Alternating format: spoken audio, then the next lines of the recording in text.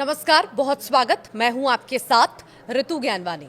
महाराष्ट्र में हिंदी और मराठी का मुद्दा अब सियासी आंच में तप रहा है। मराठी अस्मिता और मराठी मानुस सियासत का बड़ा पहलू है। महाराष्ट्र की सियासत में उबाल है। सियासी नफा नुकसान और वोटों के गणित का गुणा भाग होता है। महाराष्ट्र में मराठी भाषा के वर्चस्व और हिंदी भाषा को नहीं हटाने का मुद्दा इस कदर तूल पकड़ता जा रहा है कि अब महाराष्ट्र की सरकार के मंत्री भी अपनी ही सरकार के कदमों के खिलाफ मनसे के पब्लिक प्रोग्राम में शामिल हो रहे हैं। महाराष्ट्र के परिवहन मंत्री प्रताप सरनाईक ने मंगलवार को मीरा रोड में मराठी रैली के लिए अनुमति न दिए जाने पर अपनी ही सरकार की आलोचना कर दी और विरोध प्रदर्शन में शामिल हुए।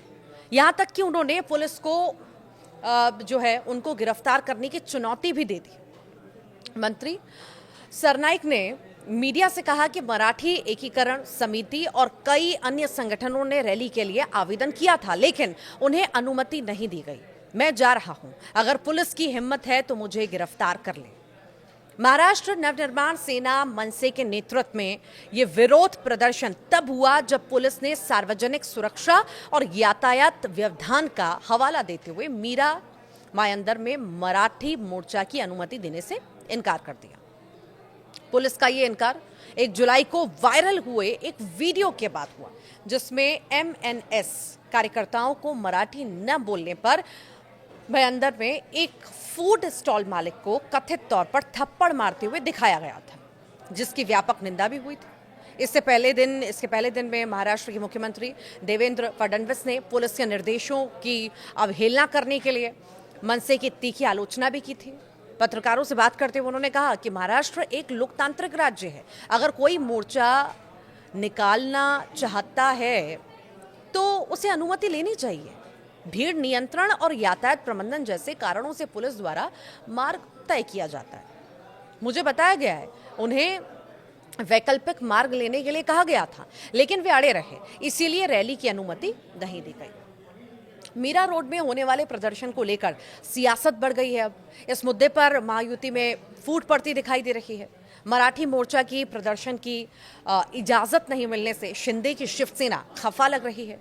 शिंदे की शिवसेना के मंत्री प्रताप सरनाईक ने कहा है कि पुलिस एक पार्टी की तरफ से काम न करे। अगर व्यापारियों के मोर्चे को इज्जत दी गई तो मराठी लोगों के मोर्चे को इज्जत क्यों नहीं दी जा रही।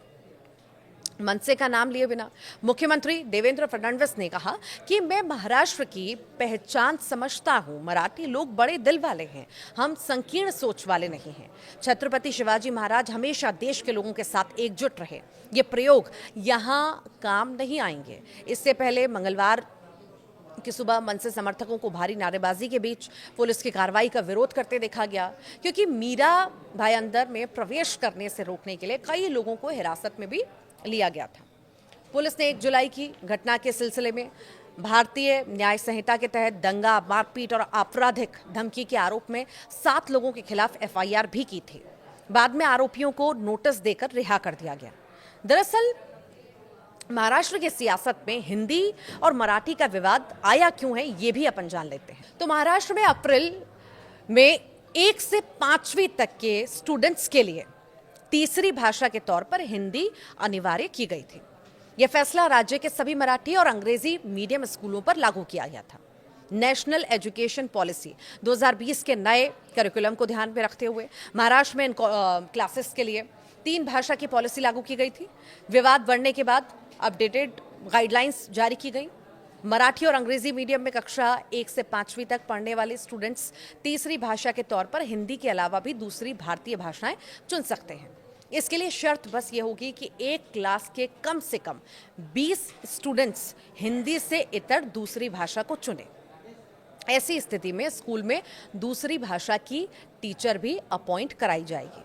अगर दूसरी भाषा चुनने वाले स्टूडेंट्स का नंबर 20 से कम है तो वो भाषा ऑनलाइन माध्यम से पढ़ाई जाएगी। अब देखना होगा कि महाराष्ट्र की सियासत में मराठी और हिंदी को लेकर कब तक कलह बनी रहती है।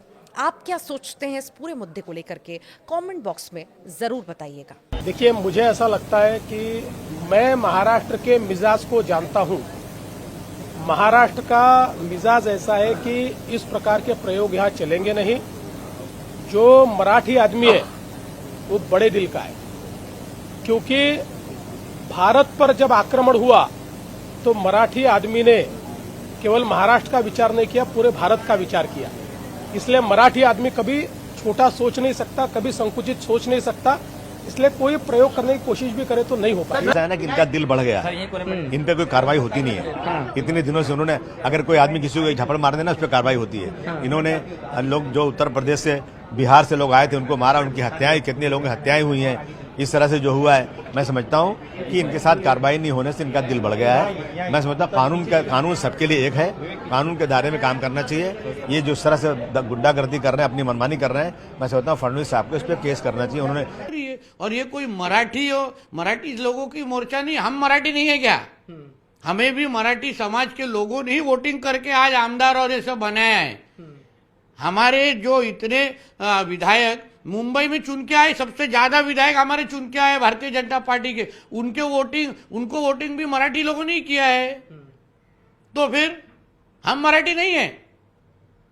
ये एक पार्टी का मोर्चा है, इसके वजह से पुलिस ने जो उनको समझाने की कोशिश की, मगर उनको उधर तमाशा ही करना था, इसलिए सब आगे हो रहा है। महाराष्ट्र में मराठी भाषा का अभिमान रखना ये कोई गलत बात नहीं है, लेकिन भाषा के चलते अगर कोई गुंडागर्दी करेगा तो इसको हम सहन नहीं करने वाले। कोई अगर भाषा के आधार पर मारपीट करेगा तो ये सहन नहीं किया जाएगा। जिस प्रकार की घटना हुई है उसके ऊपर पुलिस ने एफआईआर भी किया और कार्रवाई भी की है, और आगे भी अगर कोई इस प्रकार से भाषा का विवाद करेगा तो उसके ऊपर कानूनन कार्रवाई होगी। हमको हमारी मराठी का अभिमान है, लेकिन भारत की किसी भी भाषा के साथ इस प्रकार से अन्याय नहीं किया जा सकता, ये भी हमको ध्यान में रखना पड़ेगा।